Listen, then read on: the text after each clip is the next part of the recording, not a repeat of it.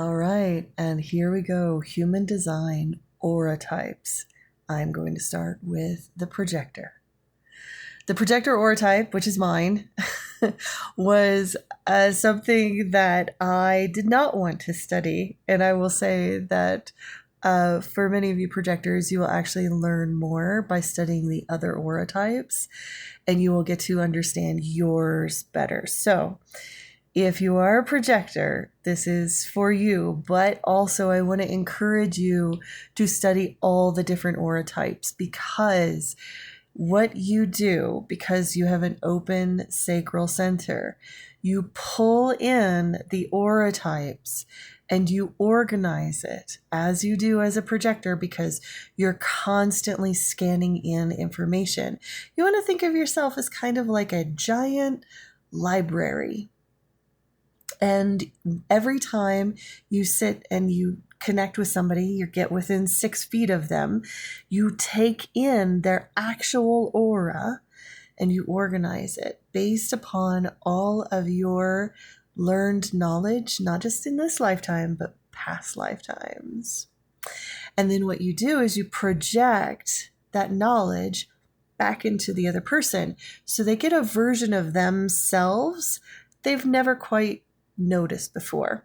And that's why, if you're a projector, because your sacral center is more of it's an absorbing sacral instead of a projecting, you have a tendency to not be noticed until somebody is having a one-on-one interaction with you. So I want to talk about that. Our job as projectors is to serve others. It's our job to help the community, to support people. And this really resonated with me because when I was studying to be a witch, I found that if I would do spells for myself, yes, they would work. Of course, everybody who does spells for themselves, it's going to work. But if I would do other spells that would just kind of like change the environment around me, it didn't really work. But if I wanted to do spells to help people, for people who were struggling, who needed answers, and they would come to me and I would do spells, not only would that spell work, but I would get some kind of reward from it. It got to be to the point where I stopped charging for my card readings and for my spell work, because every time somebody came to me in need, and they had to ask genuinely, it wasn't a want because they were bored. It had to be like they needed help, and they somehow found me online, and I would do what I could to help them, either by giving them a divination reading or doing active spell work for them. I do have certain spells that I can do that can bless people and ease some of the pain that's going on in their ancestral bloodlines.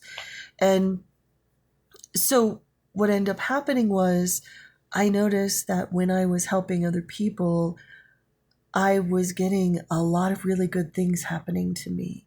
Like, I would get things for free, or things would work out with me getting a job, or things would work out with, my rent not going up, and just little things. But I noticed my life got a little bit easier the more I used my magic in service for others. And so when I had read about the projector archetype as this service to others, it really resonated with me, because as a witch, this was something that I had discovered over the last 30 years. I thought that I was different, but it really was. I think that I was practicing magic in accordance to my own human design aura type. So if you're a witch out there and you are a projector, I highly recommend you do your magic in service for others. Now, this has a caveat, okay? You can't, we can't just preemptively do magic because we see other people need it. We can also not give unsolicited advice. We have to wait for the invitation. Because our energy is so strong and we can actually literally project our aura into other people so they can experience something different in their lives. It is a very intimate and very sensitive exchange, and that has to come with consent. Consent is key.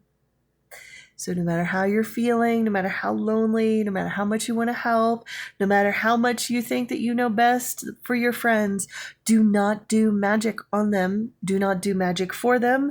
Do not just offer readings until you are asked. And sometimes that can mean you get overlooked and are invisible for years or decades. The key is, and here is the hard part, because our problem is bitterness, and our bitterness comes because we are often invisible. People won't even notice we're in the room until we start engaging with people. And then they just kind of like, "Ooh, you're different. You're not who I expected." The key is we are supposed to, just like every other magician out there, we are supposed to learn how to love ourselves and discover ourselves. And for me, what really helped with the whole invisibility thing is I blogged a lot online. I do these videos. I try to help those. This gives people the opportunity, if they want to watch one of my videos and get some knowledge and some insight on energy systems and magic, they can watch a video or they can just scroll on by. And I don't really do this for any other outcome other than I want to gather my thoughts and share them with the world. Because that is like every projector wants to do this.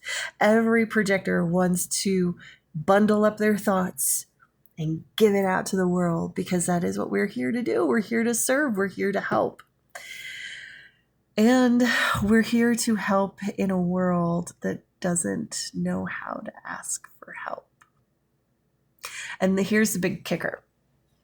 So the story about projectors is that we have only been existing as an aura type for 250 years. And for 250 years, we've kind of been the oddball. So if your soul has been on this planet for the last 250 years, most likely you were a projector, because you have to kind of like grow into a projector. And I think those of us who are projectors now have been for the last couple lifetimes.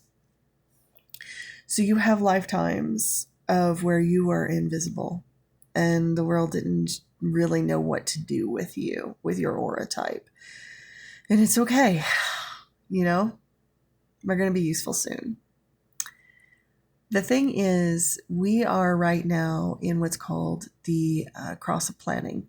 And it's all about globalization and creating intricate intercontinental systems and humanity learning to interact with each other on a global scale. And everybody's kind of like a little cog in the wheel. And so we're not really used to being so much of an individual. And yet next year, we are going into, it's called the Cross of the Sleeping Phoenix. And this is where every projector will be needed. Because the moment the Cross of the Sleeping Phoenix hits, every soul on this planet will be going towards personal sovereignty. And through personal sovereignty, we will want to have true interdependence. Not independence, not codependence, but interdependence. And interdependence means that we need to learn how to connect with each other and respect each other's sovereignty in the process and ask for help. So that is when those of us who are projectors are going to come online. So just hold on. You got a year. It's going to get better. If you're a projector, it will get better. Trust me.